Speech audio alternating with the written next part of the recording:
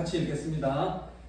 그러므로 생각하라. 너희는 그때의 육체로는 이방인이요 손으로 육체에 행한 할례를 받은 무리라 칭하는 자들로부터 할례를 받지 않은 무리라 칭함을 받는 자들이라. 그때 너희는 그리스도 밖에 있었고 이스라엘 나라 밖의 사람이라. 약속의 언약들에 대하여는 외인이요 세상에서 소망이 없고 하나님도 없는 자이더니 이제는 전에 멀리 있던 너희가 그리스도 예수 안에서 그리스도의 피로 가까워졌느니라. 그는 우리의 합력이신지라. 둘로 하나를 만드사 원수된 것 곧 중간에 막힌 담을 자기 육체로 오시고 복종으로 된 계명의 율법을 다하셨으니 이는 이 길로 자기 안에서 한 새 사람을 지어 합당하게 하시고 또 십자가로 이 둘을 한 몸으로 하나님과 화목하게 하려 하십니다. 원수된 것을 십자가로 소멸하시고 또 오셔서 먼 곳에 있는 너희에게 평안을 전하시고 가까운 데 있는 자들에게 평안을 전하셨으니 이는 그로 말미암아 우리 둘이 한 성령 안에서 아버지께 나아감을 얻게 하려 하시니라. 그러므로 이제부터 너희는 외인도 아니요 나그네도 아니요 오직 성도들과 함께한 시민이요 하나님의 권속이라. 너희는 사도들과 선지자들의 등위에 세우심을 입은 자라. 그리스도 예수께서 친히 모퉁이 돌이 되셨으니라. 그의 안에서 그물마다 서로 연결하여 주 안에서 성전이 되어가고 너희도 성령 안에서 하나님이 거하실 초소가 되기 위하여 그리스도 예수 안에서 함께 지어져 가느니라. 아멘. 하나님이 거하실 처소로 지어져 가자라는 제목으로 이 시간 함께 은혜 나누기를 원합니다. 어느덧 한 해도 이제 얼마 남지 않았습니다. 인류 역사가 그랬듯이 올 한 해도 세계 도처에서 끊임없이 재난과 질병과 그리고 전쟁의 아픔 속에서 한 해를 살아왔습니다. 우리나라도 6.25라는 그 민족 상잔의 비극을 겪었지요. 전쟁이란 절대로 일어나서는 안 되는 비극입니다. 지금도 그 러시아와 우크라이나 그리고 이스라엘과 하마스 지금 아직도 전쟁을 하고 있죠. 전쟁의 참혹함이란 말로 표현할 수가 없습니다. 러시아 혹은 또 이스라엘 그쪽만 이렇게 전쟁을 하는 것이 아니고 사실은 우리나라도 아주 그 중동 지역 못지않게 위험한 지역입니다. 지난 17일 날 뉴스를 보니까 북한이 또 탄도미사일을 쏘았더라고요. 탄도미사일을 쏘았고 또 그렇게 북한에서 김정은이라는 사람이 적파야욕을 버리지 못하고 그렇게 호시탐탐 기회를 엿보고 있습니다. 또 우리나라가 경제도 갈수록 어려워지고 있습니다. 거기에다가 저출산 문제가 심각합니다. 우리나라 그 인구 감소 속도가 1346년에 그 유럽에서 발생했던 흑사병이 발생해갖고 굉장히 많은 사람들이 그 생명을 잃었죠. 그 흑사병이 창궐 해가지고 사람들이 굉장히 많이 죽었는데 그때 인구가 감소했던 것 그거보다 지금 우리나라에서 인구가 감소하는 것이 더 빠르다고 합니다. 그래서 우리의 미래에 대해서는 더더욱이 예측할 수 없는 것이 오늘날의 현실입니다. 이런 예측 불허의 현실 속에서 올해도 성탄절을 맞이하게 되는데요. 우리가 어떤 마음으로 이번 성탄절을 맞이해야 되겠는가 한번 생각해보는 시간이 되었으면 좋겠습니다. 서두에서도 말씀을 드렸지만 인류 역사라는 것이 항상 전쟁이 있었습니다. 물론 과거에는 현대에 비해 가지고 과거에는 그 전쟁의 횟수가 훨씬 많았겠죠. 2000년 전에 그 유대민족의 역사적인 현실도 오늘날과 크게 다르지 않습니다. 당시에도 강대국 그 로마의 영향권에서 그 약소 국가들은 지배를 받아야 했습니다. 특히 이스라엘 민족은 로마의 식민지로 전락하고 주권을 빼앗긴 채 착취와 그리고 억압 속에서 살아야만 했습니다. 그런데 어느 시대에나 그 사회에 기득권층이 있죠. 기득권층이 있습니다. 그 당시에도 기득권층이 있었고 그들의 무절제한 향락과 사치는 오늘보다 더 심했을 것이다. 그렇게 생각이 됩니다. 왜냐하면 지금은 정보가 공유가 되죠. 지금은 정보가 다 공유가 됩니다. 인권이라는 것도 있습니다. 또 지금은 비밀이 없는 세상입니다. 그래서 아무리 기득권층이라고 해도 눈치를 조금은 보게 되어 있습니다. 그런데 주님 시대 당시에는 그런 것들이 전혀 없었습니다. 인권도 없었고 권력이고 힘이면 다 되는 그런 세상이었습니다. 그래서 권력자들이 하나님도 두려워할 줄도 모르고 인권 탄압과 억압 정치를 스스럼없이 행했습니다. 그렇기에 그 당시에 힘이 없고 가난하고 병든 자들에게 이 땅에 오신 그리스도는 흑암 속에 빛이고 죽음 속에 생명이고 죄된 세상의 구세주가 되셨다는 것입니다. 이것을 요한복음 3장 16절에 이렇게 말씀을 하고 있는데 우리가 잘 아는 말씀이죠. 요한복음 3장 16절에 하나님이 세상을 이처럼 사랑하사 독생자를 주셨으니 이는 그를 믿는 자마다 멸망하지 않고 영생을 얻게 하려 하심이라. 또 우리 주님도 마태복음 20장 28절에서 이렇게 말씀하셨어요. 인자가 온 것은 섬김을 받으려야 함이 아니라 도리어 섬기려 하고 자기 목숨을 많은 사람의 대속물로 주려 함이니라 라고 하셨습니다. 그래서 성탄의 참 의미는 잃어버린 자들에게 있습니다. 잃어버린 자, 자유를 잃고 명예를 잃고 사랑을 잃고 건강을 잃고 희망을 잃어버린 자들에게 있습니다. 예수 그리스도의 탄생은 그 잃어버린 자들에게 다시 찾게 해주는 소망의 주로 오신 것입니다. 우리는 모두가 자기를 잃어버리고 살던 존재들이었습니다. 하나님의 형상으로 지음받은 존재들이 그 본래의 모습을 잃어버리고 죄의 노예로 육체의 열매를 맺으며 살던 존재였습니다.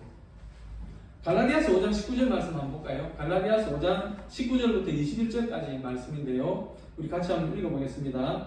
육체의 일은 분명하니 곧 음행과 더러운 것과 호색과 우상 숭배와 주술과 원수 맺는 것과 분쟁과 시기와 분냄과 간 짓는 것과 분열함과 이단과 투기와 술 취함과 방탕함과 또 그와 같은 것들이라. 전에 너희에게 경계한 것 같이 경계하노니 이런 일을 하는 자들은 하나님의 나라를 유혹으로 받지 못할 것이고.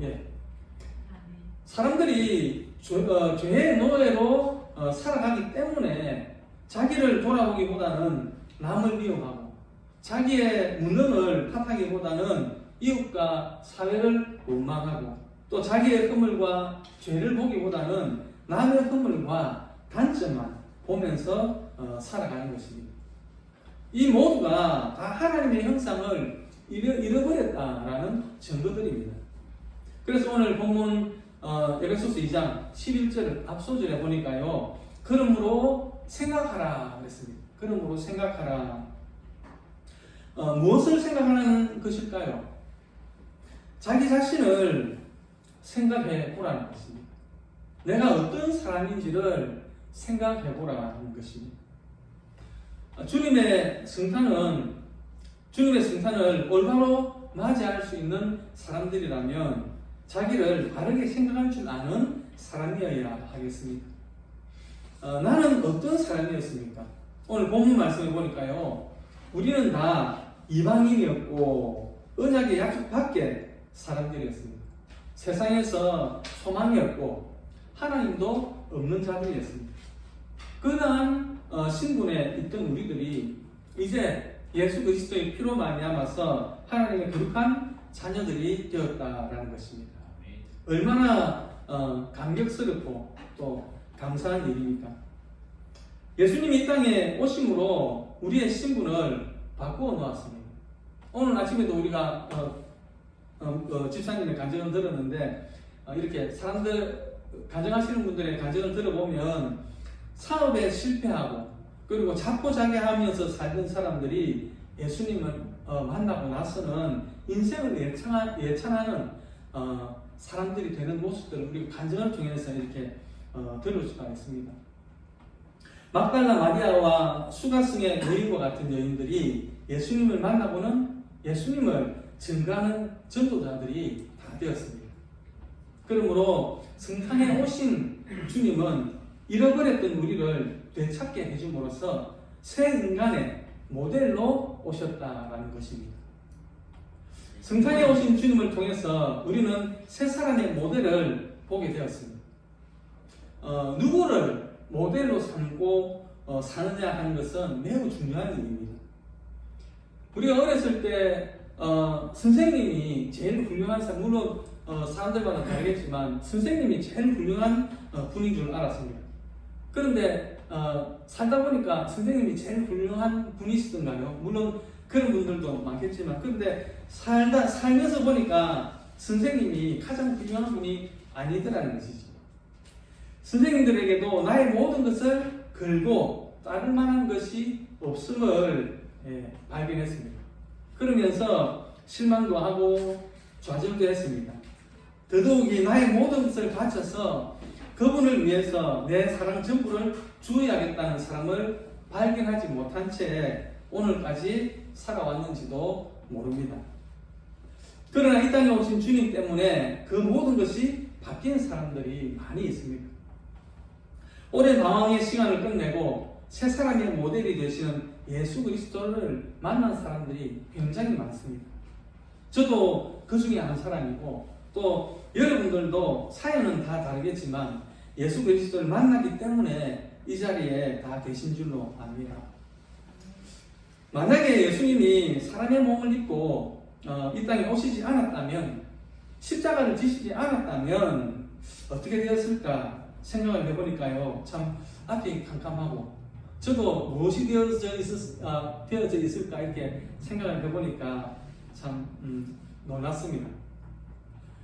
인생을 살아오면서 우리 마음속 깊숙이 생겨버린 그 마음의 상처들, 멍자국들, 그래서 사람들이 다 사기꾼 같고 원수 같고 배신자들밖에 없다고 생각을 하면서 굳어버린 우리들의 그 마음을 누가 어떻게 녹일 수 있었겠습니까?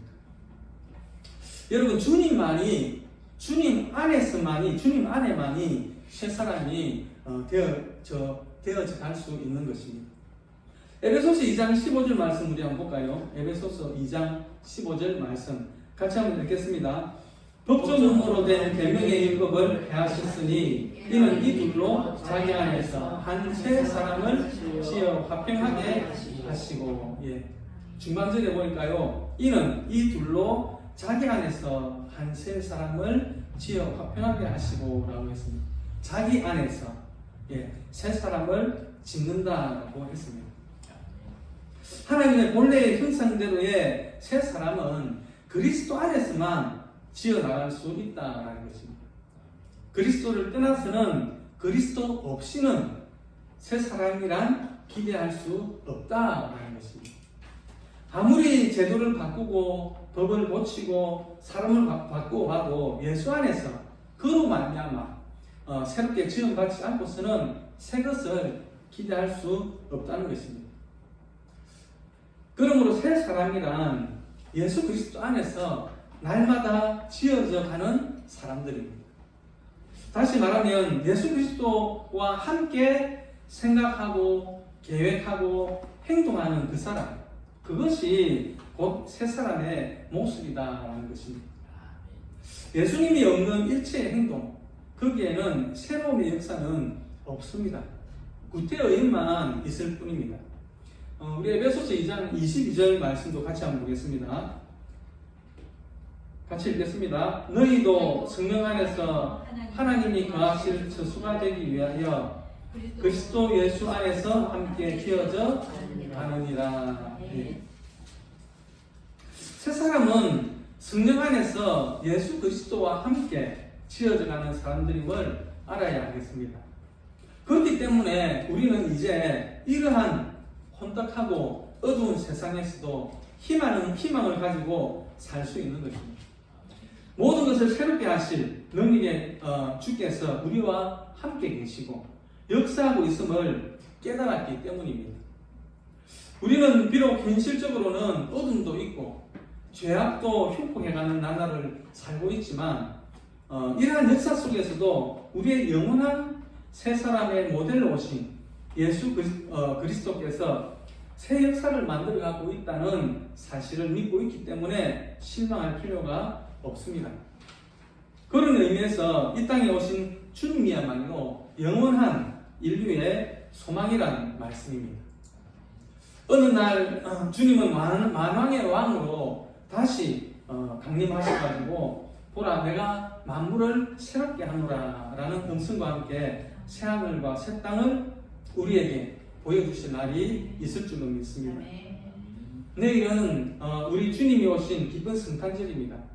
이 성탄절이 내게 참으로 기쁜 성탄이 되기 위해서는 새 사람의 모델로 오신 그분 안에서 날마다 하나님이 거하실 처소로 지어져 가는 데 있습니다. 이 작업을 주님과 함께 할 수 있는 사람들이 될 때에 우리가 맞이하게 될 성탄은 기쁜 성탄이 될 줄로 믿습니다. 아멘.